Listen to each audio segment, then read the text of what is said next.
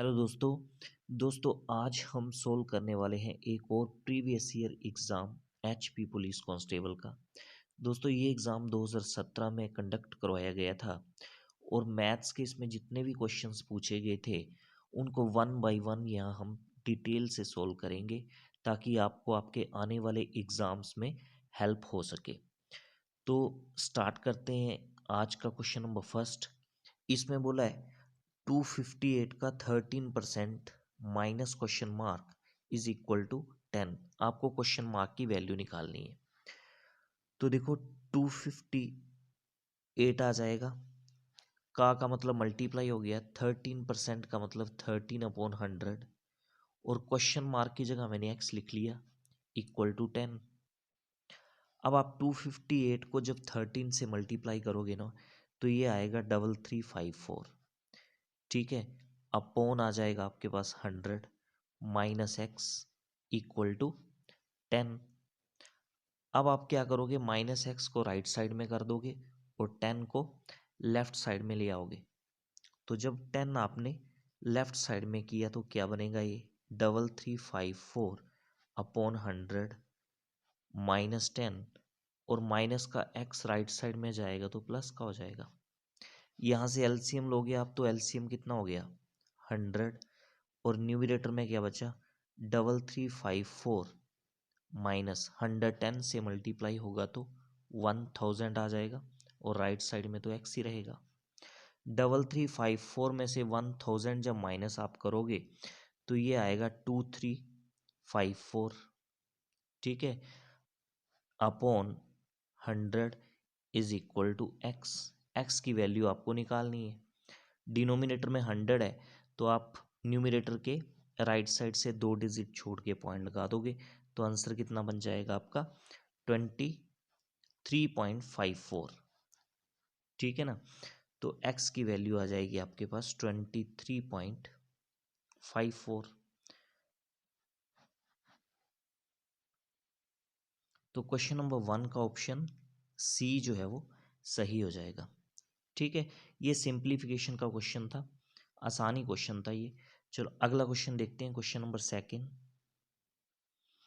इसमें बोला है एक आयत की लंबाई उसकी चौड़ाई से 7 सेंटीमीटर अधिक है। तो देखिए अगर हम आयत की ब्रेथ जो है वो मान लें x तो लेंथ कितनी हो जाएगी 7 सेंटीमीटर अधिक है तो लेंथ हो जाएगी x प्लस 7। ठीक है, आगे बोलते हैं अगर आयत की परिधि, परिधि मतलब perimeter, perimeter of rectangle 126 centimetre है तो आयत की चौड़ाई क्या होगी। अब देखो आपको पेरीमीटर ऑफ रेक्टेंगल कितना दे रखा है 126 सेंटीमीटर। अब पेरीमीटर ऑफ रेक्टेंगल का फॉर्मूला क्या होता है, पेरीमीटर होता है 2 इंटू लेंथ प्लस ब्रेथ और राइट साइड में तो 126 लिखा है आपने, वो एज इट इज लिख दोगे। ये फर्दर क्या बन जाएगा 2 इंटू लेंथ आपके पास x प्लस 7 है प्लस ब्रेथ आपके पास x है, ब्रैकेट क्लोज, राइट साइड में 126। अब देखो 2 जो है वो लेफ्ट साइड में क्या हो रहा है मल्टीप्लाई हो रहा है, इसको जब आप राइट साइड में ले जाओगे तो ये डिवाइड हो जाएगा 126 के साथ तो कितना आएगा 126 अपॉन 2 और लेफ्ट साइड में क्या आएगा x और x मिलके कितना बना देंगे 2x प्लस 7। आगे बात समझ में, 126 डिवाइड होगा तो कितना आ जाएगा, देखो 2 6 द 12 और 2 3 द 6, 63 बचा आपका राइट साइड में। तो कुल मिला के आपके पास कितना बचा 2x plus 7 equal to 63। Plus का 7 जब राइट साइड में जाएगा तो ये माइनस का हो जाएगा तो क्या बनेगा 63 minus 7। 2x is equal to 63 में से 7 माइनस करोगे तो ये 56 आ जाएगा, 2 राइट साइड में डिवाइड हो जाएगा तो ये कितना आ जाएगा 28। तो x की वैल्यू कितनी आ गई आपके पास 28 और x आपने क्या मानना था ब्रेथ माननी थी चौड़ाई, तो चौड़ाई ही आपको निकालनी है तो वो कितनी आ गई 28 सेंटीमीटर। ठीक है ना, तो क्वेश्चन नंबर 2 का ऑप्शन सी सही हो जाएगा।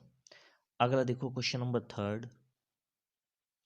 इसमें बोला है राजू ने एक वस्तु 4500 रुपये में खरीदी और उसे 15% लाभ पर बेच दिया।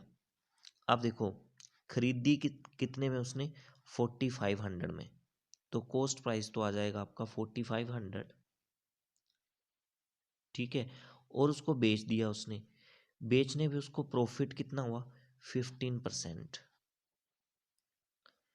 तो आप तो पहले सेलिंग प्राइस निकाल लो कि उसने कितने में वो वस्तु बेची होगी।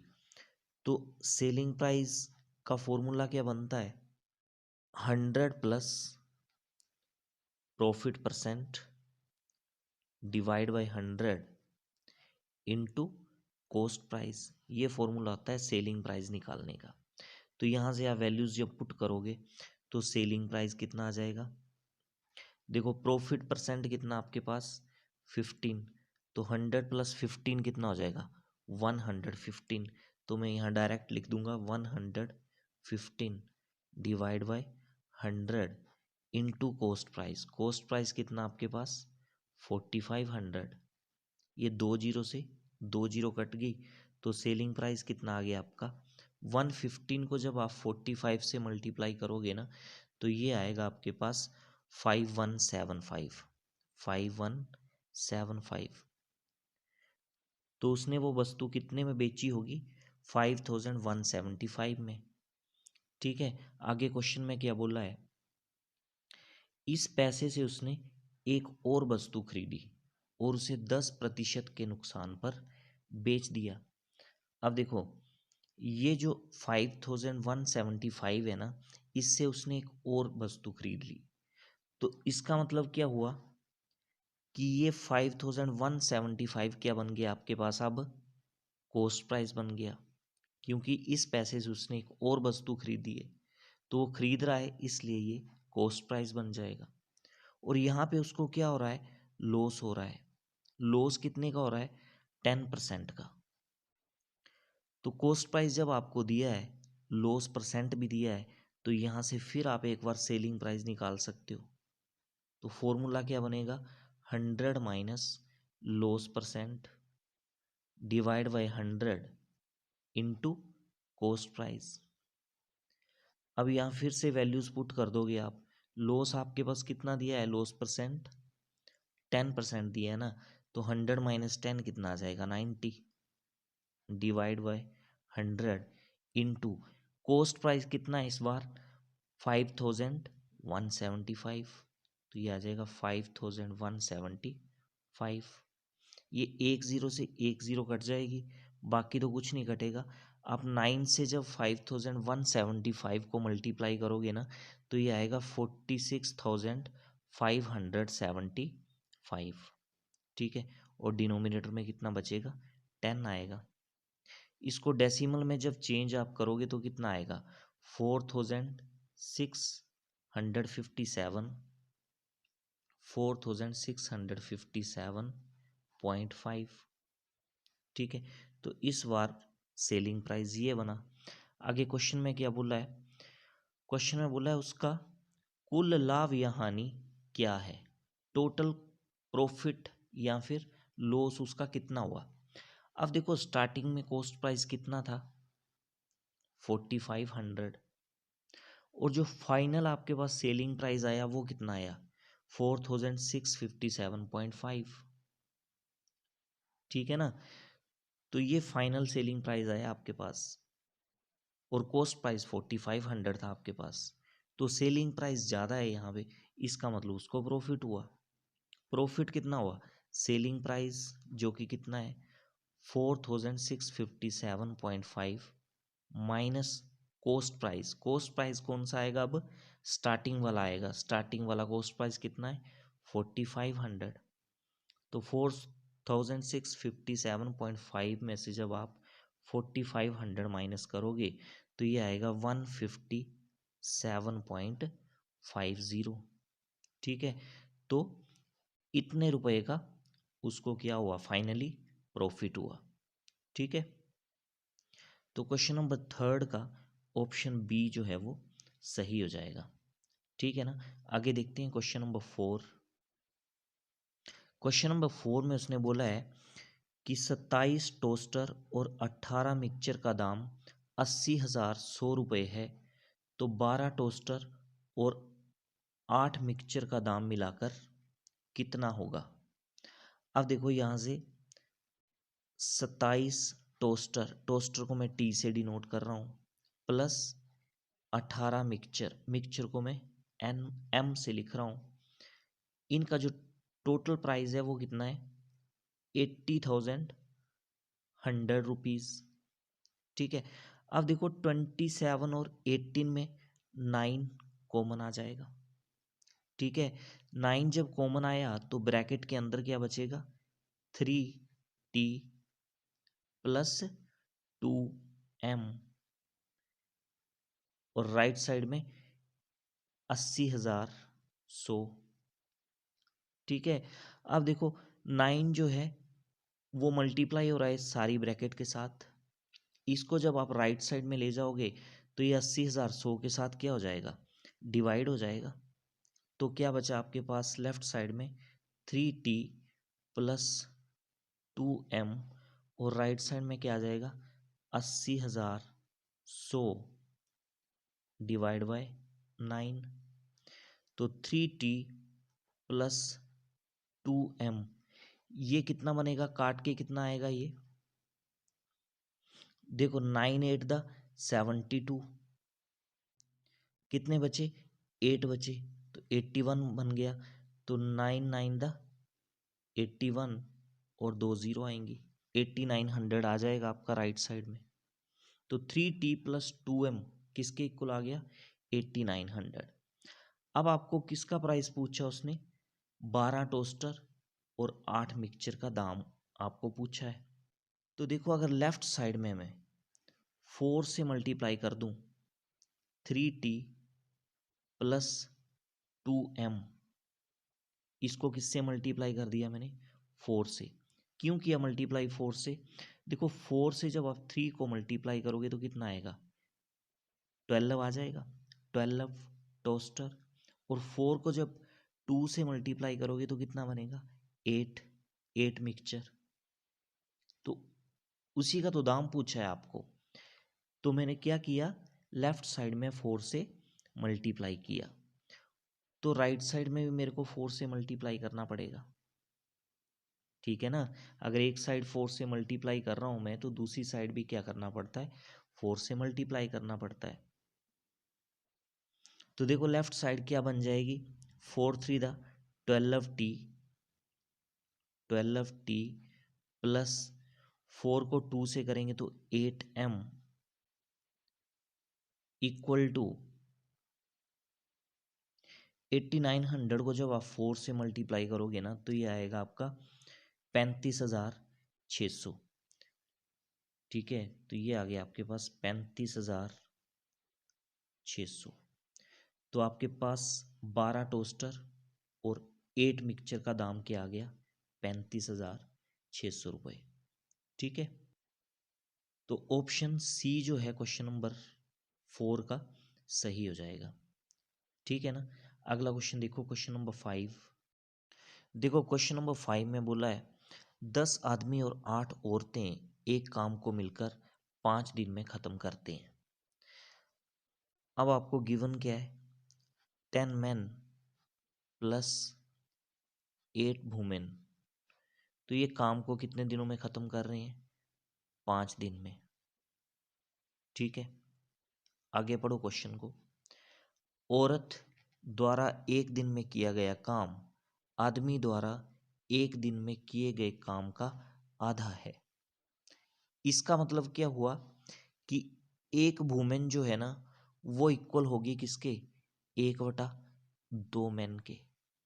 ठीक है, इस लाइन का मतलब यही हुआ ना कि उसने बोला है कि औरत द्वारा एक दिन में किया गया काम आदमी द्वारा एक दिन में किए गए काम का आधा है। तो इसका मतलब एक वुमेन जो है वो किसके इक्वल हुई, 1/2 मैन के।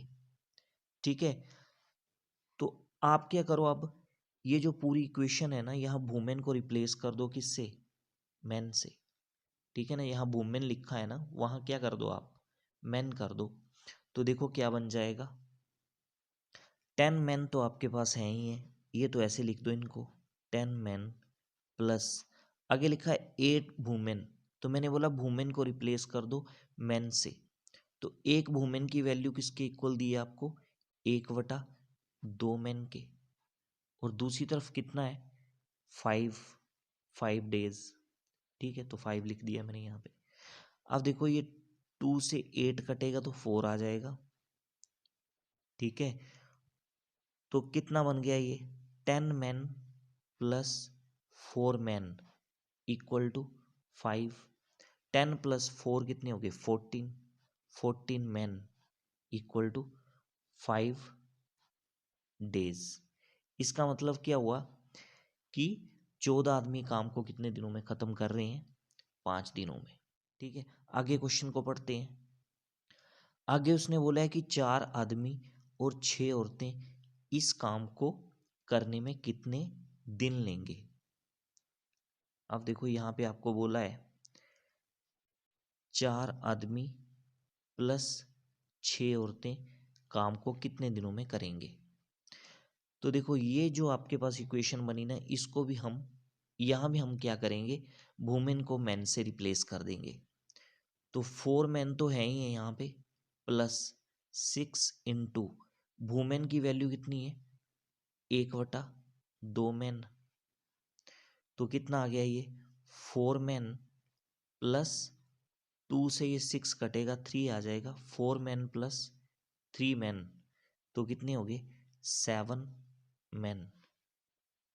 तो बोलने का मतलब होगा कि 4 मैन प्लस 6 वुमेन, ये कुल मिला के किसके इक्वल हो गए 7 मैन के इक्वल हो गए ये। ठीक है, कि 14 मैन जो हैं वो काम को ख़त्म कर रहे हैं 5 डेज में, और आपको निकालना है कि 7 मैन जो हैं वो काम को कितने दिनों में ख़त्म करेंगे। तो देखो यहाँ पे फॉर्मूला कौन सा लगेगा, M1D1 is equal to M2D2। M1 मतलब मैन, मैन कितने थे 14, और कितने डेज ले रहे हैं ये 5 डेज। अब आपके पास मैन कितने हुए 7, और आपको डेज निकालना कि कितने डेज ये लेंगे, मतलब D2 आपको निकालना है। तो 7 को आप लेफ्ट साइड में ले जाओगे तो 7 क्या हो जाएगा, डिवाइड हो जाएगा 14 इंटू 5 के साथ, और इक्वल टू D2। 7 से ये 14 कटा तो कितना बन गया ये 5 टू द 10। तो इसका मतलब 7 मैन जो है वो कितने डेज लेंगे 10 डेज। ठीक है ना, 7 मैन का मतलब क्या है, 7 मैन का मतलब है 4 मैन प्लस 6 वुमेन। ठीक है ना, वो कितने दिन लेंगे 10 डेज लेंगे काम को खत्म करने में। तो क्वेश्चन नंबर 5 का ऑप्शन बी जो है वो सही हो जाएगा। ठीक है ना, अगला क्वेश्चन देखते हैं, क्वेश्चन नंबर 6। इसमें बोला है 16,500 रुपये के मूलधन पर 16% की दर से 4 सालों में साधारण ब्याज कितना होगा। तो देखो सिंपल इंटरेस्ट आपको निकालना है। सिंपल इंटरेस्ट का formula principal into rate of interest into time divide by 100। ठीक है, तो आपको प्रिंसिपल भी यहाँ पे दिया हुआ है 16,500, रेट ऑफ इंटरेस्ट भी दिया आपको कितना है 16%, और टाइम भी दिया आपको कितना 4 वर्ष, डिवाइड बाय 100। तो ये सिंपल क्वेश्चन है, 2 से 2 काट लो। 165 इंटू 16 इंटू 4 जब आप करोगे ना तो आपके पास बनेगा ये 10,560। तो जो सिंपल इंटरेस्ट आएगा आपके पास वो कितना बनेगा 10,560 रुपये। तो क्वेश्चन नंबर 6 का ऑप्शन बी जो है वो सही हो जाएगा। अगला क्वेश्चन देखो, क्वेश्चन नंबर 7। क्वेश्चन नंबर 7 में आपको मिक्स्ड फ्रैक्शंस दिए हुए हैं, इनको ऐड आपको करना है। तो देखो इनको ऐड करने का क्या तरीका है, पहले तो ये जो नंबर आपके पास हैं ये 5 हो गया, ये 2 हो गया, और ये 1 हो गया, इनको ऐड कर लो आप। कितना आ गया 5 और 2 7, प्लस 1 कितना आ गया 8, प्लस आगे ये 1/5, 3/5 और 2/5, इनको आप अलग से सोल्व कर सकते हो। 1/5, 3/5 और 2/5। अब देखो एलसीएम कितना बना, एलसीएम तो 5 ही बना, और न्यूमरेटर में कितना आएगा, 3, 2, 5 और 1, 6। अब 6/5 को मैं कैसे लिख सकता हूँ, 5 + 1/5। 5 + 1/5 को फर्दर कैसे लिख सकते हैं हम, 5/5 + 1/5। ये 5 से 5 कटा, कितना आ गया, 1 आ गया। ये जो 1 आया ना, वो यहाँ 8 के साथ ऐड कर दो, और बाकी कितना बचा, ये 1/5 बचा, और साथ में लिख दो 1/5। ठीक है, 8 और 1 कितना हो गया, 9, और साथ में 1/5। तो आंसर कितना आ गया, 9:1/5। तो ये आंसर बनेगा इस क्वेश्चन का। देखो 6/5 को हमने ब्रेक करके ऐसे क्यों लिखा, क्योंकि 6/5 में जो 1 था ना, वो हमें निकालना था, और वो 1 हमें किस में ऐड करना था, 8 में ऐड करना था। इसलिए हमें 6/5 को इस तरह से लिखना पड़ा।